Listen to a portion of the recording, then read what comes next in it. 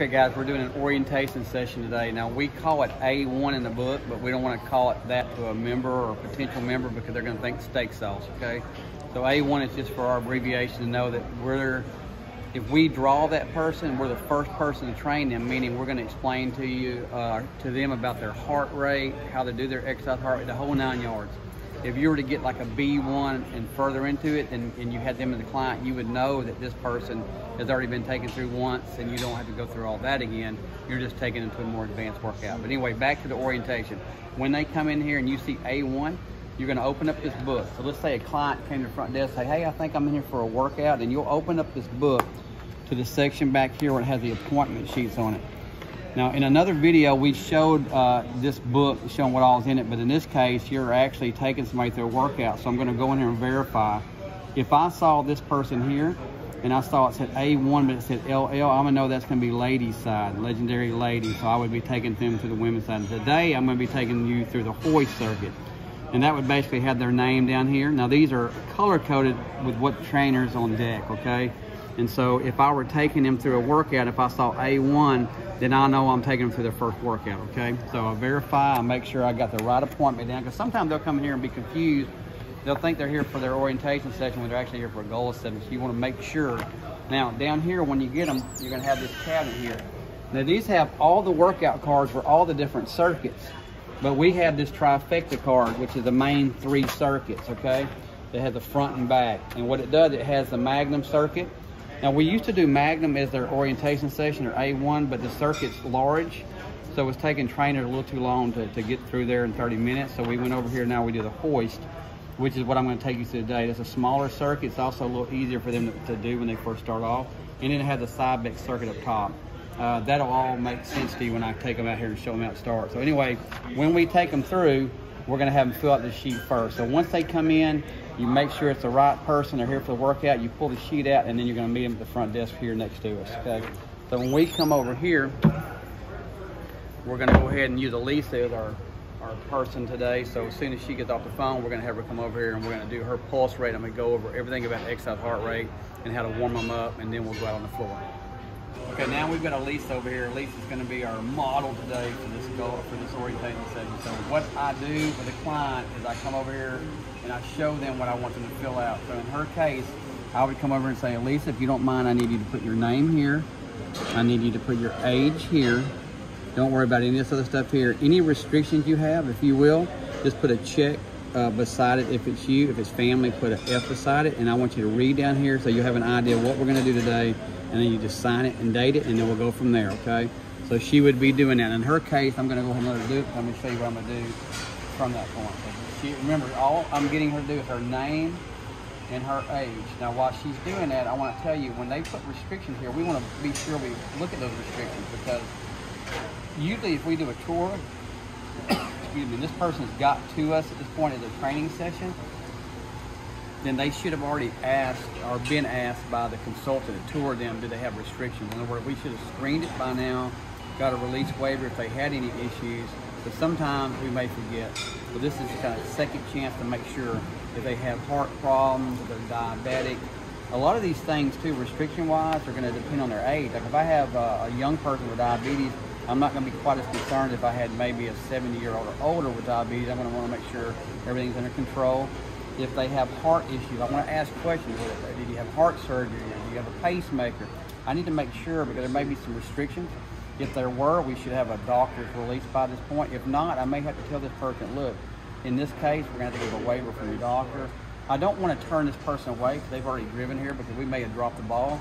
So I'll probably have them do something. I may get them on the bicycle 3 or 4 minutes. I may go out and at least go through a few machines showing how it works. I don't want to just make them upset and send them off. But that doesn't happen very often, but we want to screen that. So once they get that filled out, what I'm going to do, and this is where you want to be careful, I'm going to have to check her pulse. I don't want to reach out to her hand until I say, hey, Elisa, are you okay with me checking your pulse rate? When I do that, then they're going to know I'm coming in to do it. And I'm saying this because we've had in the past where trainers just reached out and the person's like, what are you doing?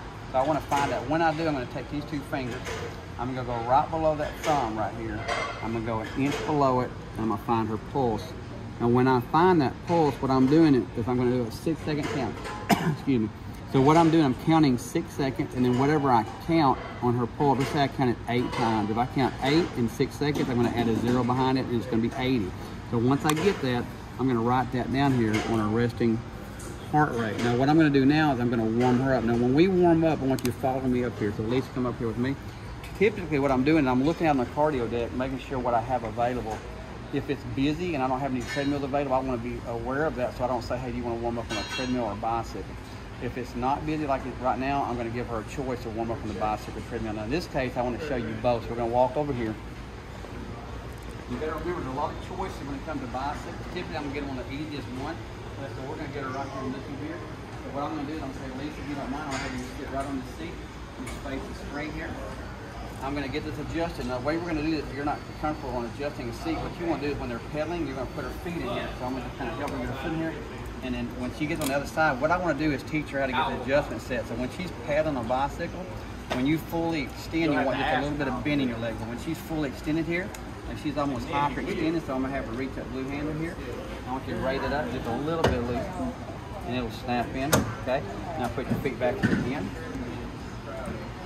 Okay, now I want you to pedal just for a second. Now, what you don't ever want is their knee to be way up in their chest or they're having to hyperextend. So what I usually do is ask this point, so do you feel like your knee's fully extended when you do that? Just like it is. Let's go up a little bit more. Now Lisa's one of our tallest, short people that works for us. We want to kind of remember that. So baby, you may not be able to go any further. We're going to have to make that work. So what we're going to do is we're going to make it work. Our model is going to make this hard on them. We're going to get it all done. So once they get on here, though, what I'm going to tell them, come up here, Paula, come up here and film the screen. I'm going to tell her that she's actually the generator. If she doesn't pedal, this thing's not going to come on. So you're going to pedal for me, Lisa. Now when you pedal, I want you to push that green button that says start.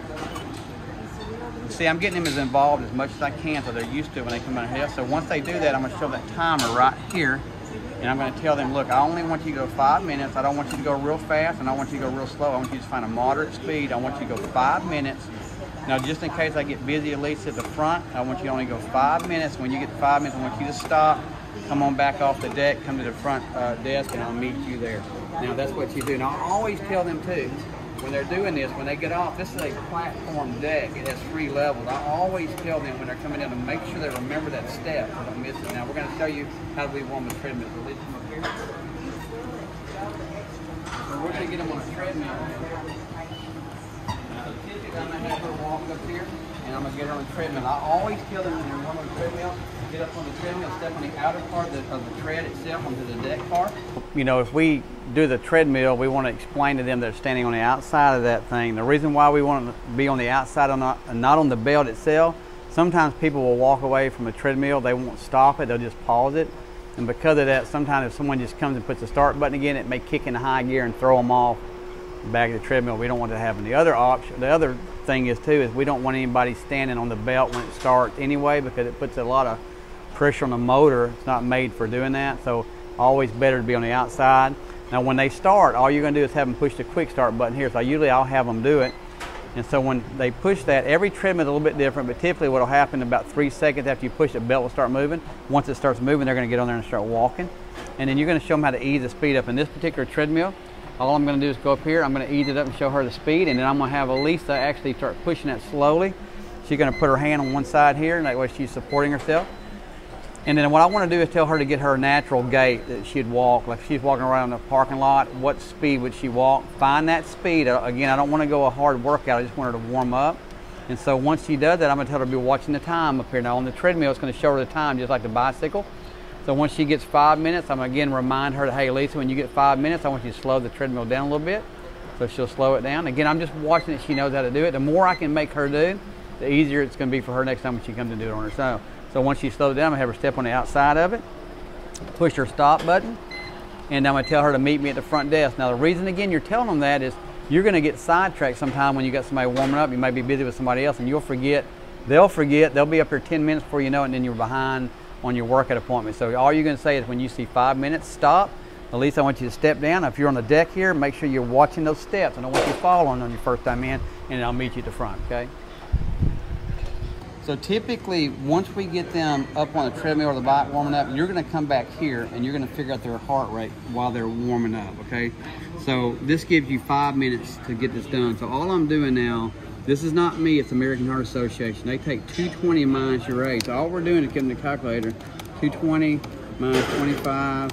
Their maximum heart rate is 195. Now I'm explaining that to her when she gets off the treadmill. Right now I'm just getting all my numbers. So I take 195 and they go from 60 to 85%. So I'm gonna take 195 times 0.60 and I'm gonna write these numbers down. I'm gonna get all these numbers down here before she gets off. So all I'm doing now is figure out my numbers. Let's just pretend like I did all of them. I'm gonna go ahead and get this one. If I'm in a big hurry, I'm at least get the first one and the end one. So I'm gonna times 0.85%. So I'm getting the low and the high. That's gonna make sense to you in just a second when we get this done, okay? And so that's what I'll have done before she gets off, okay? So let's just pretend like she just got off the warm-up, she's come back down. First thing I want to do is I'm going to take her pulse rate. So I'm going to say, Elise, gonna do your pulse one more time?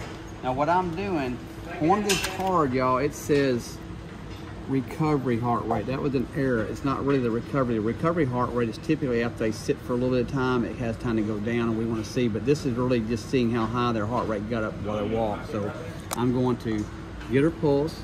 I'm gonna do the same thing. I'm doing a 6-second count. Whatever I count, I'm gonna add a 0 behind it. So let's just say she came off now and I counted 9, so I'm 90. Now listen to me close here, what I'm saying here. Once I get that done, I want you to understand something.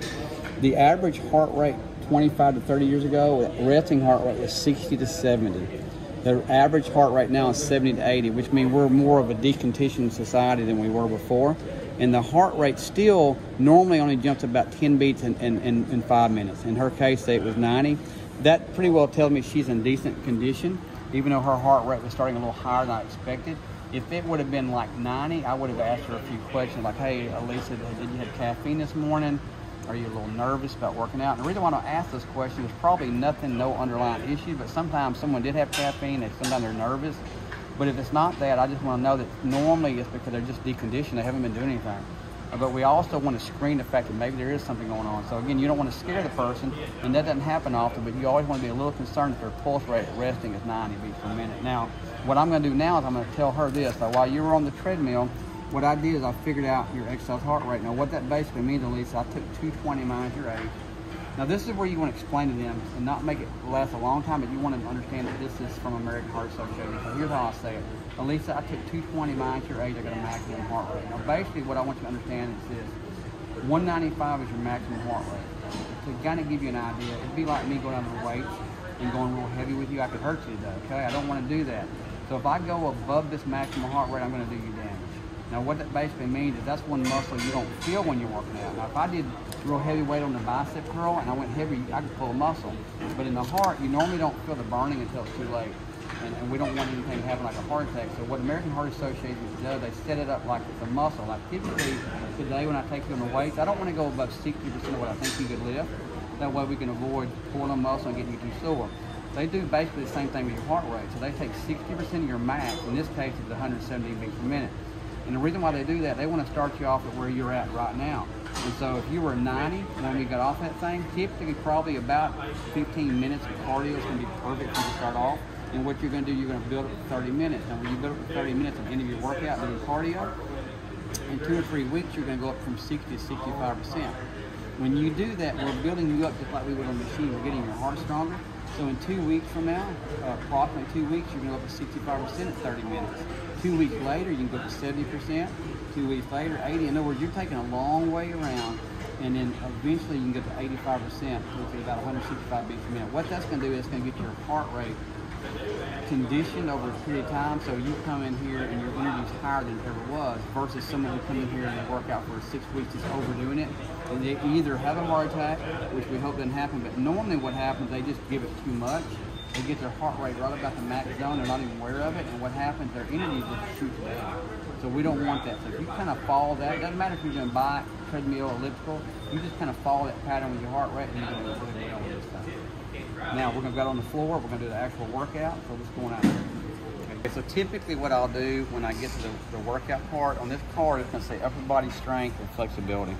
Okay, again, we don't have lower body strength on here. It was a misprint, we should, but normally most people are going to put fair anyway, but flexibility is what I'm looking at more than anything. So when I get a person out here, let's pretend like we're actually out at the circuit.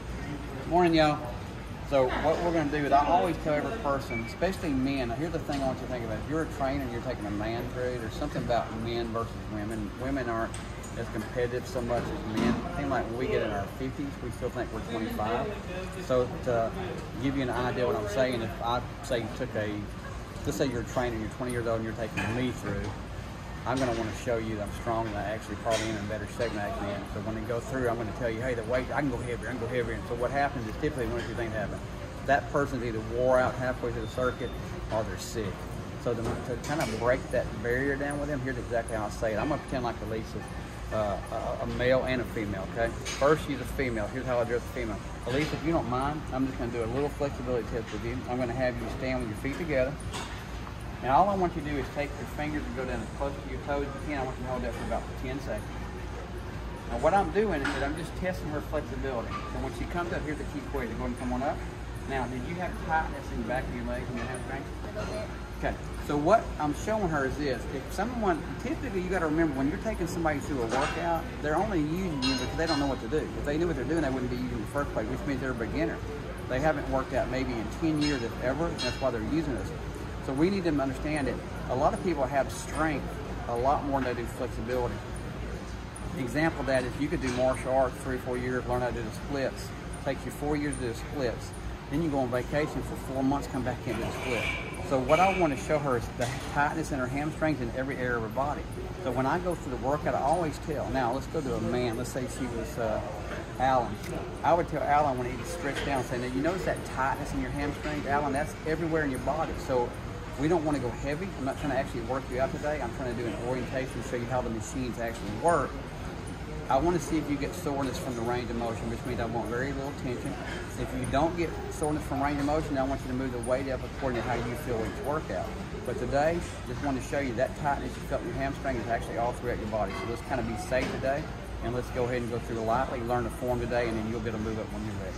Once we get them out here on the floor, I usually explain to them, again, the color coded, like this being the hoist, it's the red pad, and you've got the Cybex blue and the Magnum black. I want them to kind of do, because remember, they're still brand new, that's why they're with us.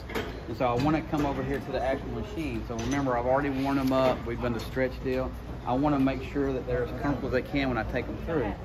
You got to visualize you, if you're brand new working here and you're taking through, I don't ever have a trainer that I can take through once before I release them to train. So a lot of times we'll train somebody one time, expect them to know. It's not going to happen that way. So the best I can do is make the workout make as much sense as I can on day one.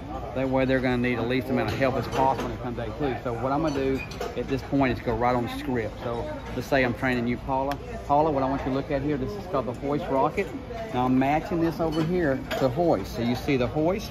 I'm also going to put my name down here, so that you remember that I trained you. So if you have any questions, you'll see my name here. Now, this is going to show you the hoist. It's going to match the machine. Like, see how it says leg press? And that says leg press. So I know I'm at the right machine. I'm going to see how to start and stop. So I want to get you in the habit of looking at the pictures from the start. So when I get you on here in a minute, you're going to see how you start and how you stop. Now, I'm going to be showing you the in-between. Now, I also want you to understand this. All these circuits are on video. So if you came in here maybe on a Sunday afternoon and we're not staffed, you could pull up on your phone and see the exact form again. In this case, though, if we're on the floor after you work out the first time, you can always holler at me. I'll come running. Now, look down here at these pins.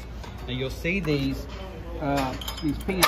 You can literally just pull these out and stick them in whatever hole you want. Now, every circuit in this building is a little different when you adjust it. In this case, when you're doing this, you'll see that I have it on 3. Typically on all the other circuits, if it says 3, it means 30 pounds. This one's a little different. You can see this chart over here. So when you look over here at this chart, you're going to go to 3 and see 3 is actually 60 pounds. And so this is the only one you're going to kind of have to remember. Now on your card today, I'm only going to write down, if I have you on 3, I'll write down 3 and I'll explain it to you in a minute. But you're going to do that. I do want to show you something where you'll understand what I'm saying. Let's walk over here a second. If we were doing this circuit here, this is called the Cybex. The way this adjusts, I'm going to stand in here in just a second. These are going to be exactly what they say. It's 50 pounds, 30 pounds. They're all 20-pound jumps. So if I want to go from 70 and I didn't want to do a 20-pound jump, I could go 70, 75 by turning this knob. So I literally just go 70, 75, 80, 85, and then when I'm ready to do a 20-pound jump, I'd go to 90, and I'll turn this back to 0. And one thing about it, each circuit will be a little different, but we'll be here to help you when you do that, okay? Okay, so I want to show you this. Since we're doing a training video, I want you to understand too that if you were taking somebody through the Cybex, it's a little bit adjustment's a little bit different than the hoist, but the Magnum is too. So if you look down here on the Magnum circuit, down here, this is an older version circuit, so there's still a 20-pound jump here. Like if I want to go to 90 to and a 20-pound jump, if I don't want to, I have a pin here. So what I do is I do my pins here, so I can go from 90 to 95, 100, and so forth. And if I want to go just 90 by itself, I put the pin here. So each one's a little bit different, but I want to show this on the video so you'll know if you're taking somebody through, or if you're doing it yourself, you'll know how to adjust those by 5 pounds.